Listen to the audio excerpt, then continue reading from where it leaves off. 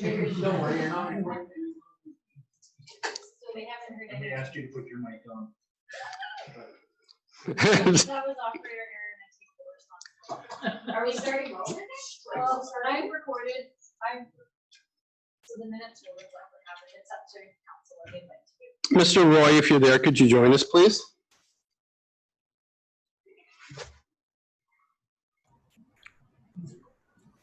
Here we go. Hi. There we are.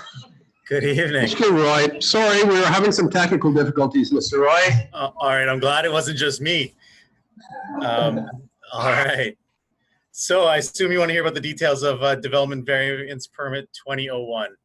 Certainly, we'd love to hear that again. Sure. Right. Oh, I don't know where we're at. Is that continue? We're at the forward from there? beginning. Just start as though you were starting at the beginning.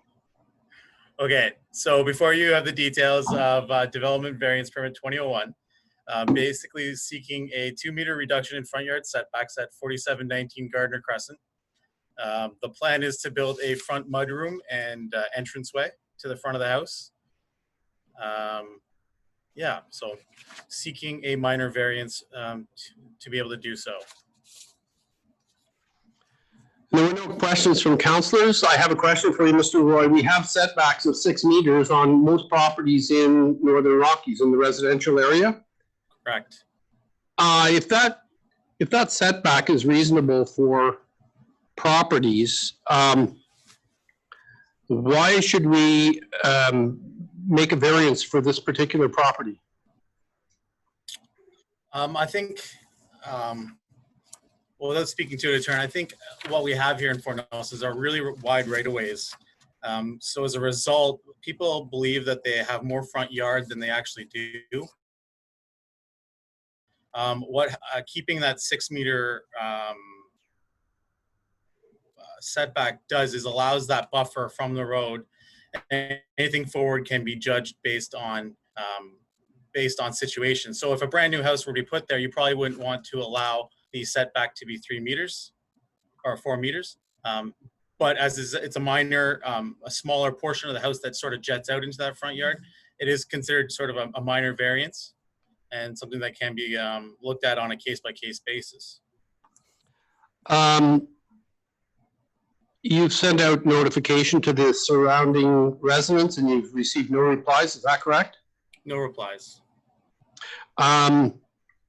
What's the nature of the structure that's going to be built there? It's an enclosed mudroom, I believe, entranceway to the house. So we've seen a number of these in the past couple of years. One on Pine Crescent, I believe, and another, I can't remember where the other one was exactly, but it was a similar, basically similar addition. Okay. No other questions, councillors? Then I'll ask for a motion then. Councillor Penny? That motion recommendation. Seconded, please. Seconded by Councillor Roper. All those in favor? Carried. Admin report number 48. Northern Rockies Regional Airport fees review. Mr. Gilbert. And I will defer to Mr. Stevenson. Mr. Stevenson. Council, yes, what you have before you is a report with regards to the repeal of portions of Schedule A in reference to landing and passenger and planing fees at the airport. I think as we're all aware, certainly through the report, and if you've watched any, the news over the last number of months, these are incredibly difficult times for the airline business. And so I think everybody's trying to do everything they can to help maintain some semblance of a regular air schedule or scheduled air service in communities. And so that's what this is all about, is to encourage the retention of scheduled air service at the Northern Rockies Regional Airport through the waiving, or I should say through the repeal on a temporary basis of landing and passenger and planing fees at the airport. Are there any questions, councillors? Very well. Hearing none, I'll ask for a motion then. Moved by Councillor Souls, seconded by Councillor Roper. All those in favor?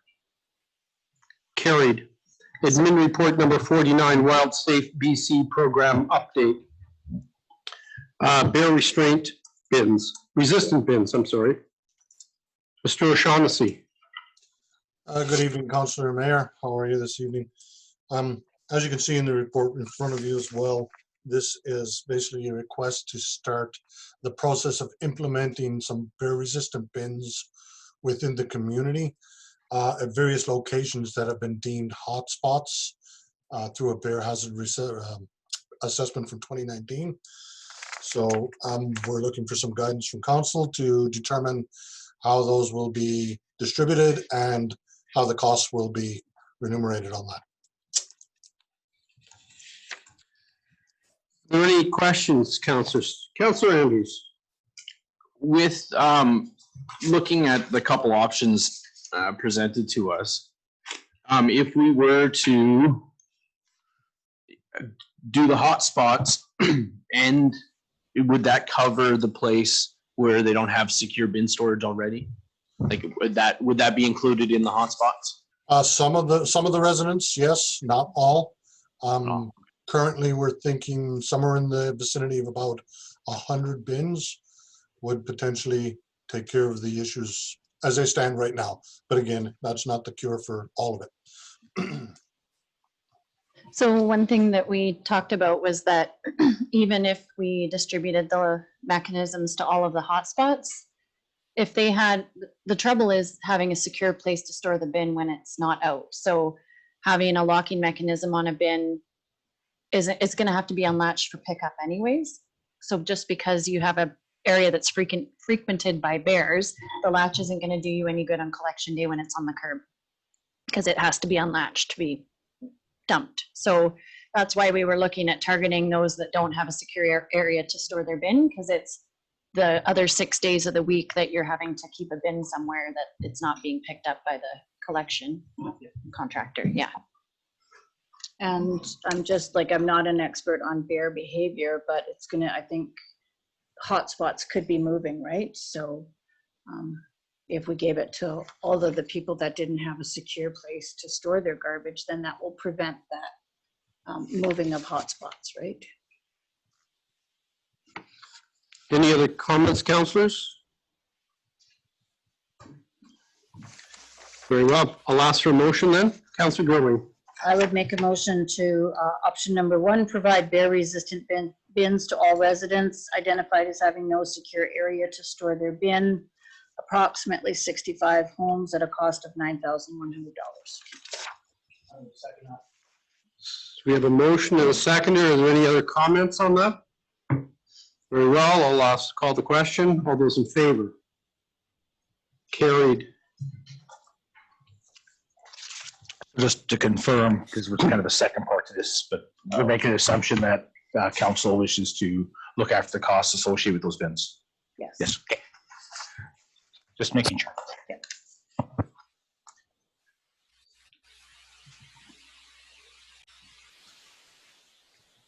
Admin report number 50, Northwest Health COVID-19 measures update. Ms. McIver. This was just an update on a question that came up at our June meeting about whether Northwest Health would be extending their overage waivers. And so, as most Northwest Health customers are aware, they didn't do that now that we're into July, but they have increased their package sizes to allow for larger data consumption within the, or larger usage within each package. So I think that was they had that up for approval with CRTC as they were going through the waiver month by month. So this is their kind of final outcome. So it's just an information report. And I just wanted to quickly jump back to admin 48. So just so that council's aware, you will be seeing the bylaw amendment coming back to you. So this was, we were just looking for a direction if that was something you wanted to do, but that doesn't affect that repeal in this meeting. So you'll see a bylaw come back for amendment of readings and adoption. Very well. And I'm going to jump back to WildSafe BC. I did a test to make sure that the WildSafe person who's looking after the dumpsters was doing so without bias and without favor. And she passed with flying colors. And I want to thank you for that, Mrs. Zaglinski. You did an excellent job.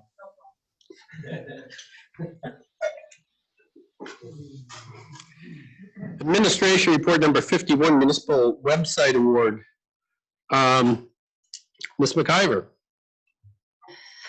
So council will recall that a capital budget has been approved in 2019 and was carried forward to 2020 for a redesign of our municipal website.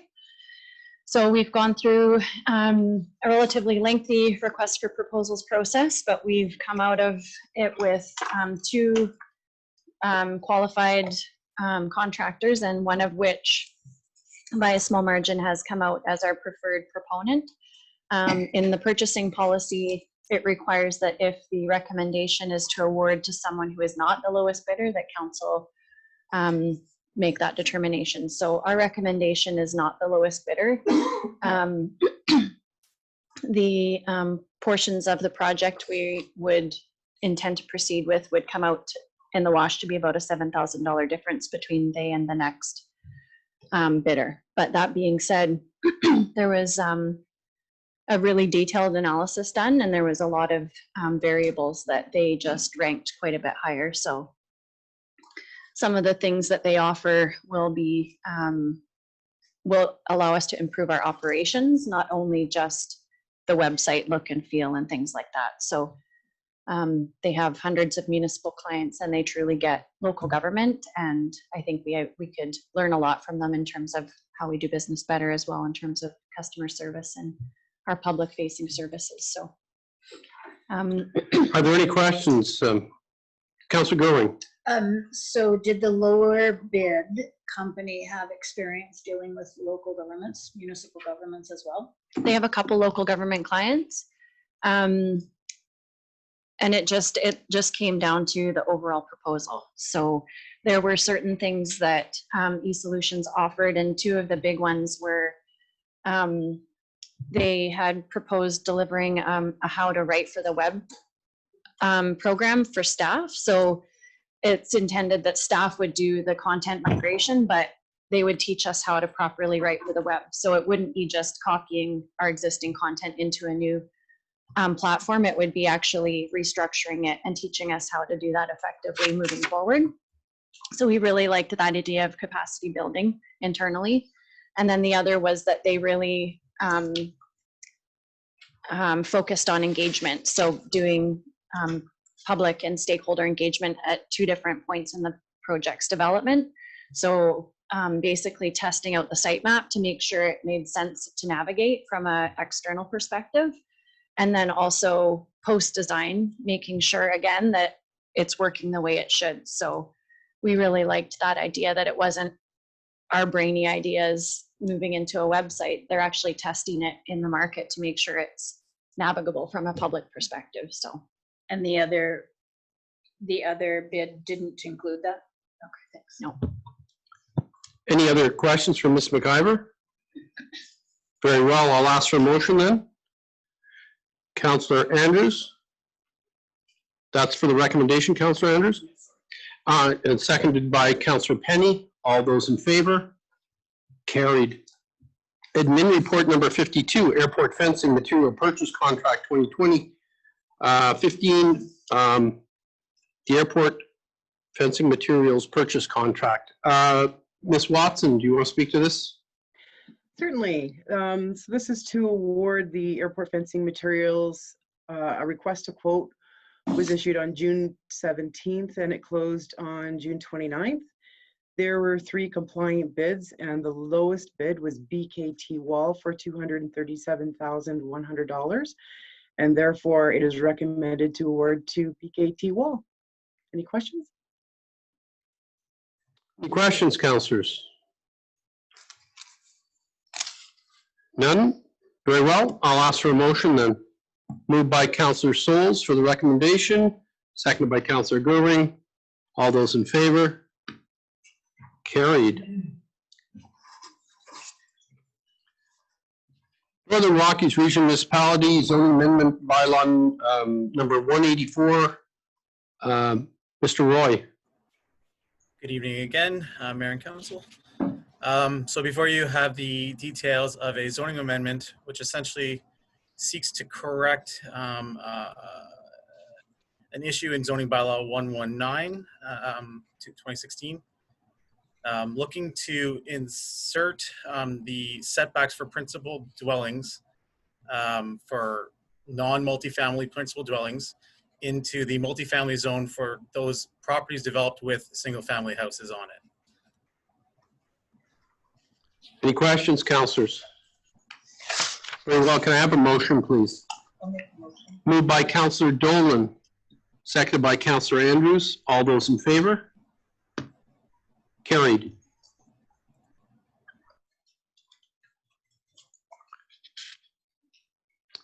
Correspondence, BC Emergency Health Services. And that's received for information. Letters from me and Chief Gale. Information package for council, June 24th, July 1st, and July 8th, received for information. New business items. I have a shout out to Miss Hadley Bentham for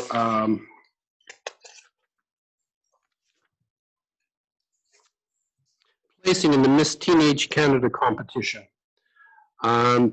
Miss Bentham did very well at in Vancouver, July 4th and 5th, and we wish to recognize her for that. Mr. Barry, was there anything we can report from Northern Health? Yes, you may report from Northern Health with Very well. Ms. Dolan. It's Shana? my great honor and distinct pleasure to announce that Shana Dolan has been appointed to the board of Northern Health and will be representing the Northern Rockies. Mr. Barry, your additions. Yes, thanks, Mayor. So typically this time of year, we start working towards a tax sale usually at the end of September for any delinquent taxes for property taxes. This year, one of the orders, ministerial orders that came down was that municipalities can delay that or defer that tax sale for 1 year, up to 1 year by bylaw. So just asking council if that's something you'd like to do. If so, ask for a resolution, and we would bring a bylaw back to council. Just for information, typically we're at about the same amount of delinquent taxes as typical, around 60 currently. Usually by the time you get up to tax sale, for instance, last year we had, it was nothing went to tax sale. But again, it's the opportunity for council if you wish to delay that process for 1 year, and if so, it's a year. The order says to delay it for 1 year, for 1 year maximum. Is that 1 year starting July the 1st or July the 2nd? It'll the tax sale happens at the end of September, so let's delay it up to the following to September 2021. Okay. And the tax sale would occur in September then? Yes. I wonder if this shouldn't come back to us in August so we can collect more of those 60 tax sales? It's entirely up to council. We just have, if council wishes us to proceed, we need to prepare the bylaw, bring it to council for first, second, third reading and adoption, and would need to happen in a notification period, 2-week notification period, I think. So we will be close to mid or late August by the time this bylaw gets adopted? Yeah. There's one meeting in August and currently only one in September, which we could change if council wishes, but it's worth just over $200,000 currently based on what's delinquent. And yeah, there's a likelihood if council were to were to pass a resolution to bring a bylaw forward, then there's a likelihood that we probably wouldn't see people coming in and pay. The only the benefit to them paying is that there'd be less penalty and interest charged to their outstanding balances. Councillor Andrews. So what would be the benefit of extending it? Would it be to save the people who aren't being able to pay their taxes, would they get less interest accrued? No, it'll just save them from requiring to pay their delinquent taxes, basically going back 3 years essentially, Okay. for that particular year. And any interest charge on that to prevent the property from going into tax sale. Councillor Penny, Did that answer your question? Good. Yeah. Could we set it up that it would be available for anybody who wished to come in and apply for it instead of just putting a blanket out that we're putting it off for a year? I'd prefer that if we could leave it as an option for people. Because as you said, last year we had 60 properties at this time that were going to go for sale, none of which went to sale, so all those taxes were paid. If they don't have the means to be able to pay it this year, they're going to come in and apply to get it put off for a year, but at the same time, if anybody is just kind of holding out, they'll come in and pay them. It can be done either way. The only challenge I have is that in order for it to occur, the bylaw has to be put forward. So you can't do a last minute bylaw in the last week of September, for example. Right? Yeah, no, I'm just saying if we put the bylaw in place as quickly as possible, but we have in the bylaw that they must apply for, it's not automatic that we just put it off. Like these individuals would have to come in and apply for it and request it, yeah. I'd have to look to see terms from what we can or can't put in the bylaw. I couldn't answer that concept. Yeah, but we can investigate it for sure. Okay. But there would be a time crunch on this though, would there not? I mean, if you're looking now to draft the bylaw today so that we can have it adopted in September, if we need time to investigate whether or not Councillor Penny's option is valid, this would push this time further off. Is that correct? It would. I mean, we could always call special meetings to get a bylaw passed, if council wished. I mean, we just wouldn't prepare a bylaw unless we were giving direction from council to start preparing something, right? So it's entirely up to council how we want to proceed. Like I said, the numbers this year are about the same as previous years, where we typically, like last year, we didn't have anything go to tax sale. The year before, there were a couple of properties that went to tax sale. It just allows people, if they didn't wish to, or if they didn't have the ability or wish to not pay, they could. But it's entirely up to regional council how we want to proceed. Or any other comments on this? Councillor Gerwin. I think we should begin the process. It can come to council, and if we decide to not pass it, then we decide not to pass it, right? But then we won't be caught short. Like if we do decide, gives us some time to think about it too. And in the meantime, we can investigate the question, for example, what kind of wording we can or can't have in the bylaw, for sure, in terms of the process. Very well, if there's no further discussion, then I will ask for the motion. Councillor Penny? A seconder? Councillor Gerwin? And all those in favor? And that motion passes unanimously. Thank you. Sorry, my computer locked. Update on rec opening. Yes, let's pass it to Aaron and Stacy for the rec center restart. Just some discussion there with council, and you also notice you'll have a document here. And Jay, I think, is going to share the screen, and then also return to operation safety plan there. Let's discuss also. Thanks, Scott. Okay, I'm going to start with the operations plan anyways, Jay, so you got a couple minutes. On June 22nd at the council meeting, we passed out the resuming operations safety plan to council, and I believe Jaylene distributed that again digitally on Friday afternoon. At this time, we're looking for council resolution in support of our operations plan so that we can continue conducting our risk assessments and moving forward with our reopening for the rec center and other activities. Any comments, councillors? Very well, I'll ask for a motion. Moved by Councillor Gerwin, seconded by Councillor Andrews. All those in favor? Carried. Thank you. So I'll, Stacy and I are going to sort of split this one. So I've placed in front of all of you just a printed copy. It's a very short presentation, and Jaylene's also got it up on the board, but it is just a very quick synopsis of how we've sort of gone about planning to restart the recreation services. So on the first slide, I just wanted to call your attention to, in order to conduct our risk assessments and to develop the safety plans for our operations, we've had to keep in mind a number of legislative and regulatory requirements. At the top of them, we must at all times meet any current provincial public health orders, and we must comply with WorkSafe BC. Those are our two main fundamental ones.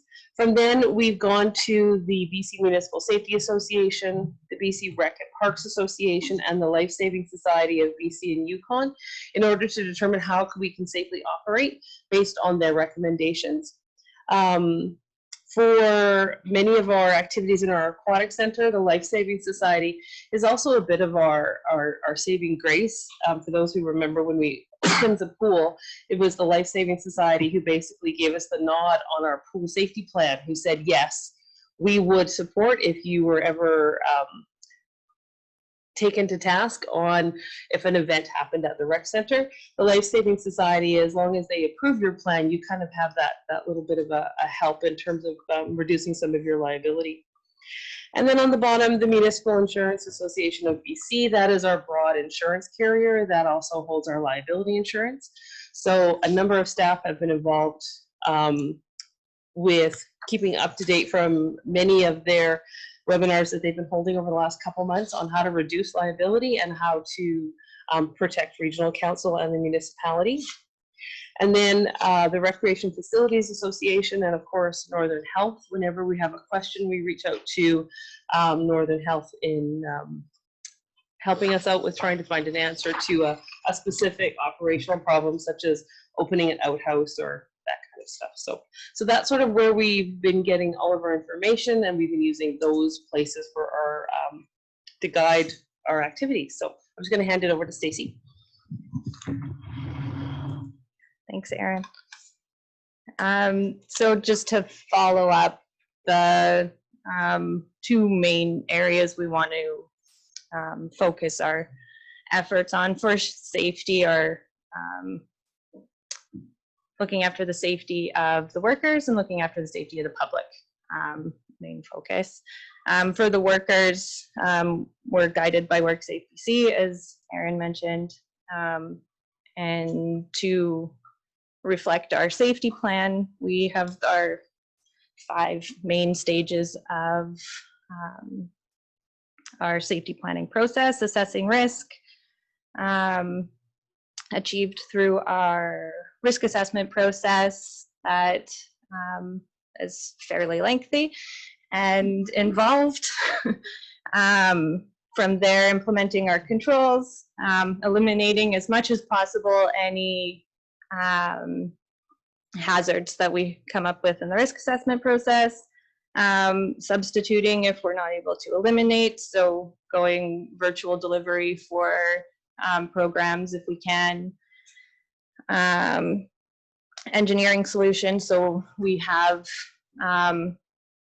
been getting barriers installed like the front counter here. We'll have a similar barrier being installed at the customer service desk, and also in the admin office, and administrative controls. So those are the ones that most of the public will see when they come in. So our signage and the way we operate is going to be different in order to minimize that the contact between staff and public,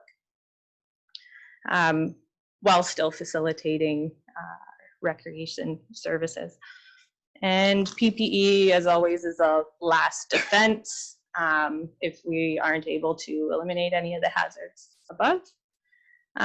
Ms. Aspen, I'll stop you there and just see if any councillors have any questions. Very well. Hearing none. Are we having any problems sourcing PPE? We have been lucky in our local suppliers in we have not had too much difficulty in sourcing. And like I said, we try and eliminate as much as possible. So we're not relying on PPE as one of our control measures. And we'll see if we're able to maintain that moving forward. Hopefully we are.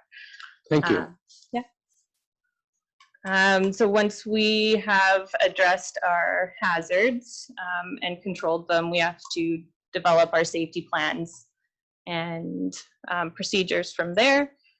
So pulling all those from the risk assessment and having something that we can roll out to public and staff for training, which goes to step 4, which is communication and training. So posting the plans to the website and on-site for staff and public to view, and orientations and evaluations as well to make sure that all our measures are effective. The monitoring will be a continual process through the operations and resuming operations, and then into the future as well, making sure we're continuing to take the risk seriously and we move forward. That's our workers. So for our public facing areas, again, risk assessment is our key control for assessing our spaces, making sure they're safe, with a public section to our risk assessment. And we want to make sure the spaces allow for public to follow the recommendations provided by the province. So not controlling their behavior so much as giving them a space that they can safely use it, such as removing excess furniture in some areas, putting up our arrows and signage, implementing illness protocols, so encouraging NRS signage to have staff or public, sorry, not attend sites while they're sick. Increased cleaning and disinfection of our spaces. So we'll see a lot of activity with our building service workers in the building. Every 2 to 4 hours, each area or high touch surfaces need to be cleaned or at least checked. Additional sanitizer stations will be supplied around our facility spaces as well, where we can, and looking to get creative with some of our programming. So trying not to be restrictive in our programming, but like giving the camp kids pool noodles as opposed to just ordering them what to do. Communication of our prevention measures. So not just in signage, but trying to or put information out to as many people as possible, even if they're not necessarily able to see the signs or read the signs. We got the imagery where possible, arrows on the floors, and staff available for question if necessary. And another one moving forward we'll have to make sure is in place is the user group safety plan requirements. So our organized groups will have to have safety plans for their public as well. Any questions, councillors? Yeah. Councillor Gurley. So the user group, I know it's, so specifically I'm looking at what's going to be required of the curling club. Like, are they considered a user group or a tenant, or do we know yet what's happening with the curling club? They will have to have something in place for their sport and for their facility, for their operations. as a employer, if they have workers, they'll have to have a safety plan for their workers, and then as well as the sport. So hopefully through curling associations, there'll be resources available. And most sport associations are developing templates for people to follow, and hopefully they'll be accessible for everybody. And if not, we're compiling and we'll forward where necessary if people don't have them available. So then it will be up to the rec center management to ensure that all of those protocols are in place, or where does our responsibility begin and end? A little gray on that responsibility. I do know each sport association will have their own insurance, and in order to operate or continue to function, they'll have to be granted their insurance, which will require them to have a safety plan in place. Mr. Barry? From the information we have so far, we think, that's the gray part that Stacy spoke to, that it's not the responsibility of the municipality to approve or not to approve their safety plan. They're required to provide a safety plan based on the sport, and also if in this case with the curling rink, for example, or curling club, they have employees, and they're required to ensure that they have the plans in place to protect their employees. And what we're seeing is, of what the information that we've seen so far, what we're seeing in other municipalities is they're communicating that it's not up to the municipality to approve or not approve. They have to provide it. And again, the various sports, if it's BC minor hockey or if it's the curling club association, wherever it is, they provide, and however their mechanisms internally to approve or not to approve, but there need to be the requirements. But from what we understand, we're not under the obligation or the responsibility to approve or not to approve. And go ahead. We just have to ensure that where our two safety plans overlap, that we know of and they mesh. So where, for instance, I'll look at Pub Corner. So as a tenant, it's up to us to make sure that the space is safe. So we install the barrier. How they operate behind that barrier, that's up to them. We just have to ensure that they have a safety plan. We don't have to approve that safety plan. How they operate on our side of that barrier, we have to collaborate because their patrons line up in rec center property. Yeah, so that's kind of where that. So in no case where they lease space, whether it's the curling club or the pub space, we are not responsible for policing them in any way. We're only responsible for our own areas. Yes. So the curling rink, for curling club, for example, they lease the space. They lease the lounge space and of course the ice and all that stuff. They're responsible. That is their area of responsibility. Yeah. Okay. Any other questions, councillors? Okay. Sorry, Mayor, we just have Did you want to last continue slide. on? Yeah. Yeah. So as a result of a lot of the work and some estimations on timelines, we've been able to put together a very rough calendar / timeline just to show sort of the steps that are we hope to achieve in terms of reopening specific services. As you go through, the services are in no particular order, except the ones at the top may happen earlier than the ones at the bottom. It's not, if something happens and we're able to open the squash court before the climbing wall, those could get reversed, but the intent is to, as we're now midway through July, we've got the day camp running, outdoor courts are running, the spray park is running. Our goal is to try to open the building, to have the front doors open before we get to the end of July and have the walking track and youth drop-in available. At that point, sort of sometime as we move into August, we'd like to get the customer service counter open. We're just working on the physical barrier component of that. Once that is open, we hope to get the climbing wall and the indoor sports courts open and program more programs and events.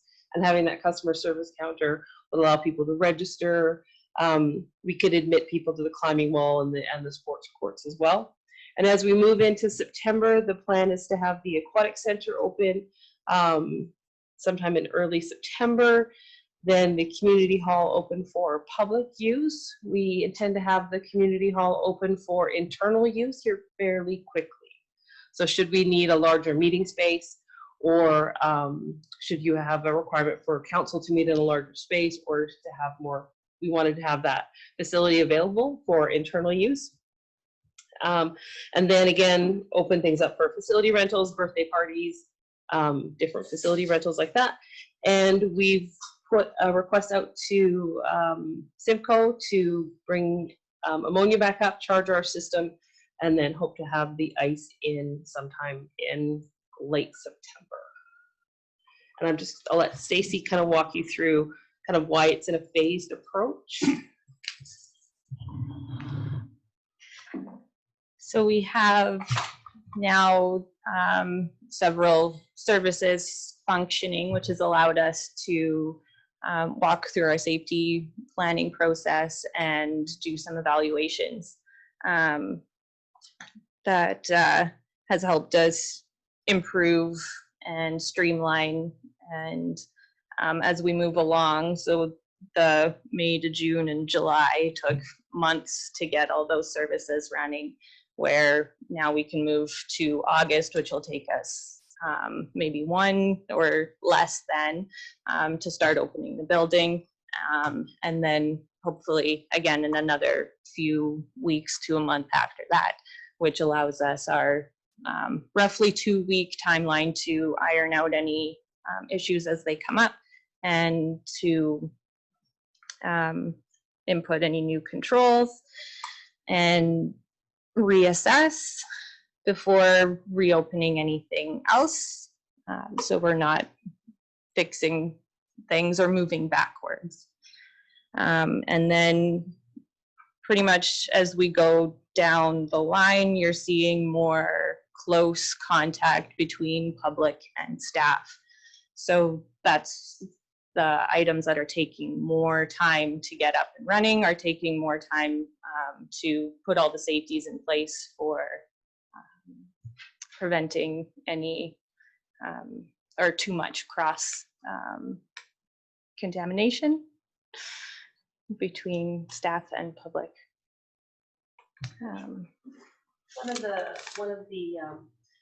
Microphone, Mrs. Lavelle. Oh, sorry. One of the sections that's going to take us probably the greatest amount of time is when it comes to things like operating our aquatic center. We are back to zero when it comes to procedures. Our staff have to relearn how to do everything from admitting a person to conducting a lesson to doing a life safety to giving CPR to everything has changed, how everything is conducted. So much like any other response professional where it's a case of wait, respond, you often go into muscle memory when that response hits. So there's going to take time for them to do in-services and lots of practices and lots of drills. So now it's not a case of blow the whistle, jump in the water. It's a case of blow the whistle, put on your mask, and now you can help the person. So it's going to be a significant relearn for our staff in a lot of areas. So. Any questions? Councillor Goodwin. So just keeping in mind how important our events are, like our major events for our communities, I just want to make sure that there is staff capacity to ensure that the important community events are able to proceed wherever possible. Because it's like, for example, Spookorama. Let's not just cancel Spookorama because we can't have more than 50 people in a place. Let's ensure that, I hope we can ensure that there's enough staff capacity dedicated to that to figure out a way to still have Spookorama safely. Might require 5 different buildings, or not really sure, but I think like staff capacity is lean. We've done these events years after year after year, so there's that whole process is already in place, and now, as Ms. Lavelle says, we're starting from zero. So I don't know, like I just want to make sure that there is the staff capacity that these important events can take place if at all possible, keeping in mind it's going to all look very different. Mr. Barry. So I can speak to that. We'll do everything we can in our power to try to make it happen. Obviously, you're right, we will have challenges with staff capacity. When the rec center actually, when we do open the doors, it'll most likely be only open for five days a week, not the 7 that we're typically used to. And also the operating hours will be a reduced operating hour, because as Stacy said, we need to have the ability to kind of walk before we can run, and have the ability to try things out so that we can test the waters, because we're going to run into some hurdles and some hiccups, some potential challenges.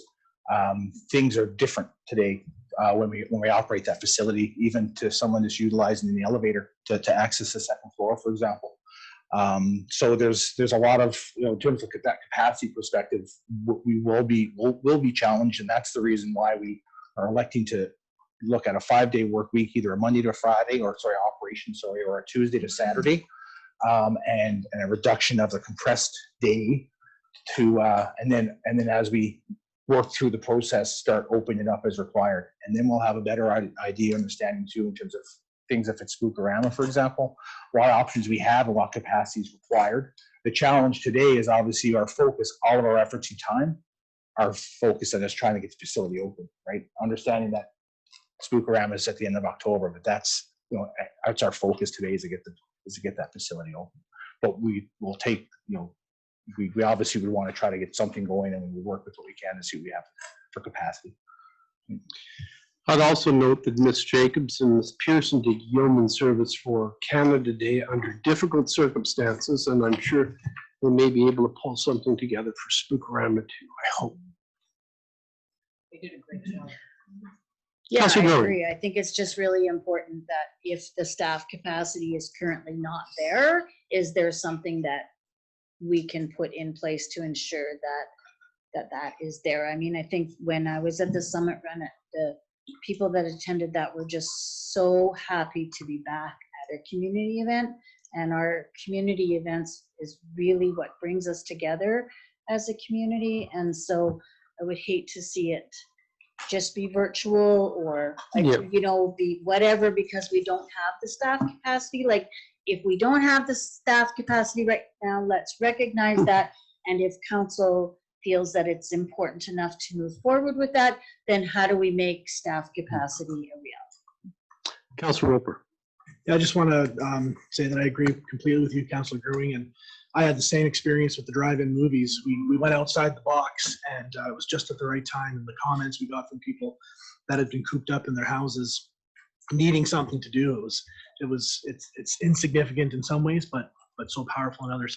So I think we're going to have to be thinking outside the box going forward to slowly get back to that normalcy. It's going to take a long time, but these events are very important to the community. It's what makes us us. So.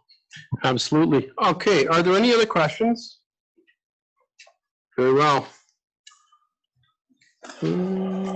Mr. Barry,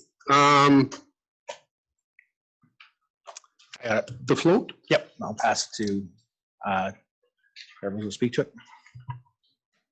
Ms. Jacobs, you're going to tell us about the float and the winners. Hi, everyone. Yes, great transition from Halloween to Canada Day. So with Regional Council and Mayor's input, we have found our top 3 winners for our personal float category, and our top 2 winners for our corporate float winners. So in first place for our personal float category, we have Olive McLean. And in second place, we have Sarah and Glenn Go. And finally, in third place, we have Anne and Sabanta Biblio. And then for our corporate float category, in first place, we have the Fort Cafe. And in second place, we have the Final Touch. And our winners, they will receive a ribbon that will be available at Town Hall in the coming weeks. Thank you.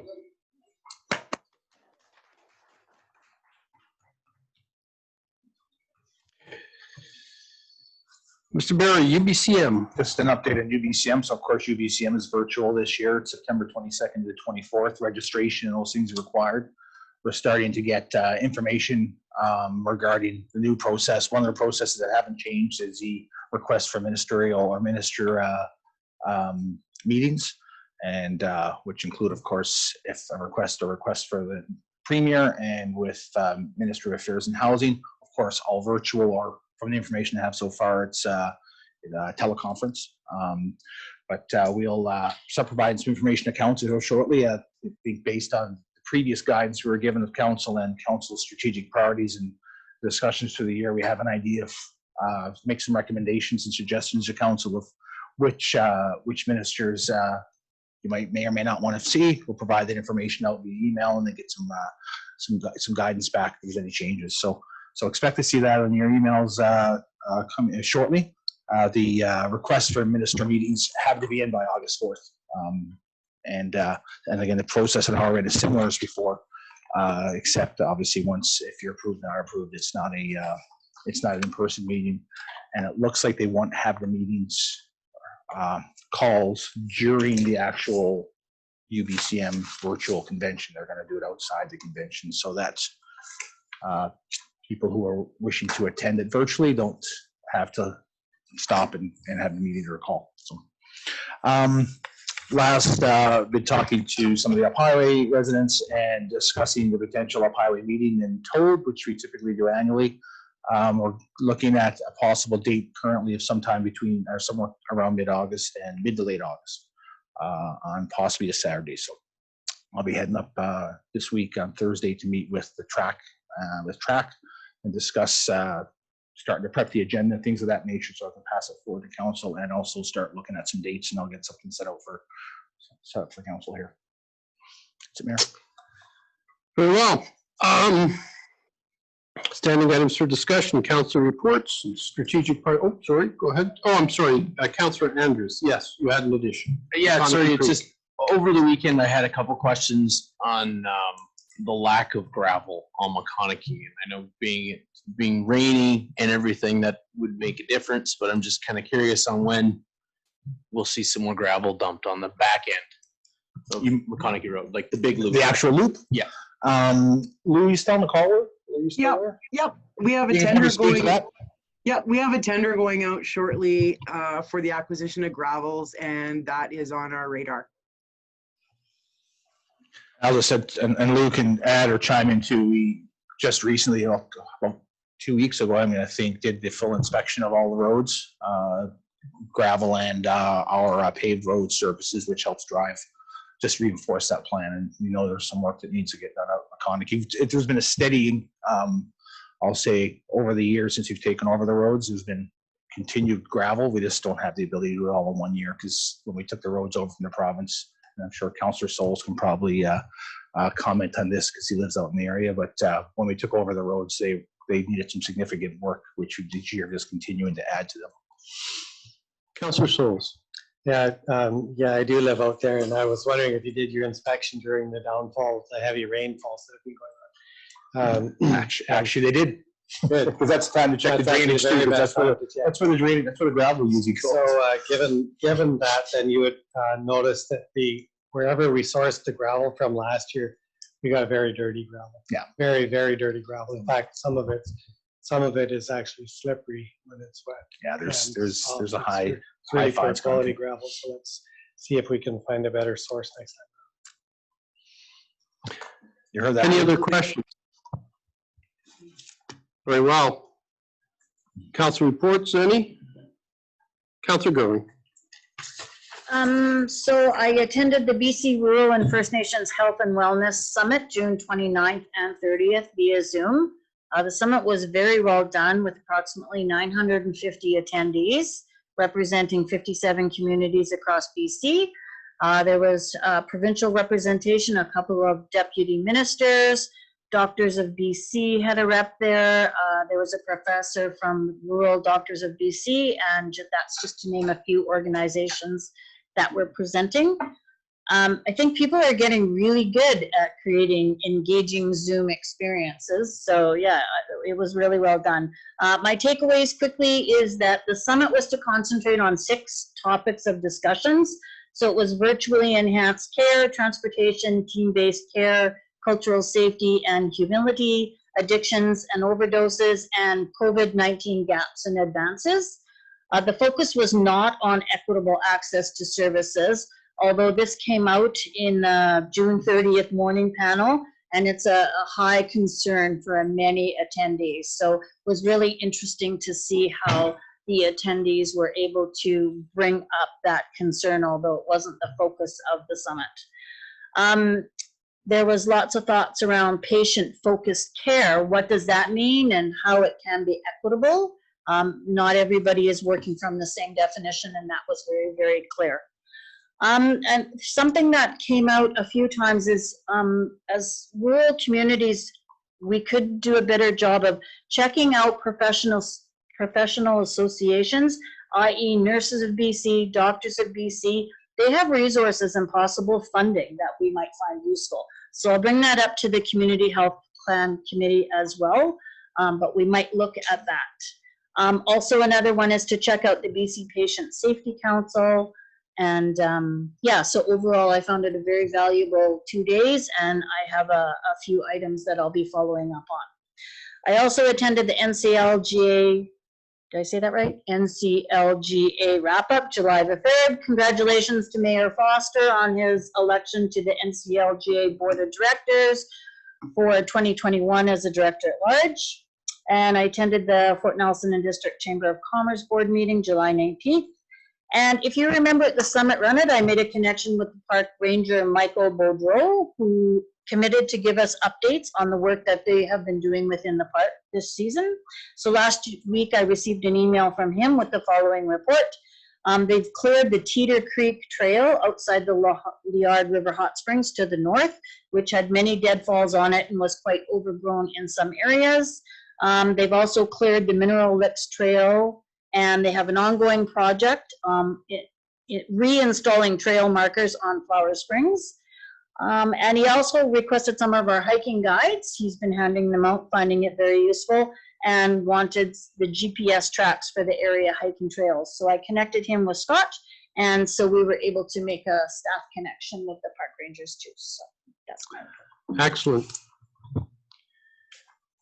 Any other council reports? Very well. Strategic priorities. Public news media question and answers. Are there any questions? Hearing none. Budgets, priority set by councillor, agenda business. Very well, I'll ask for a motion to move to an in-camera closed meeting. Pursuant to section 91A and K of the Community Charter, personal information about an identifiable individual who holds or is being considered for a position or an officer. Can I get that motion? Moved by councillor Goering, seconded by councillor Andrews. All those in favor? And that passes unanimously. Thank you. We are in an in-camera meeting.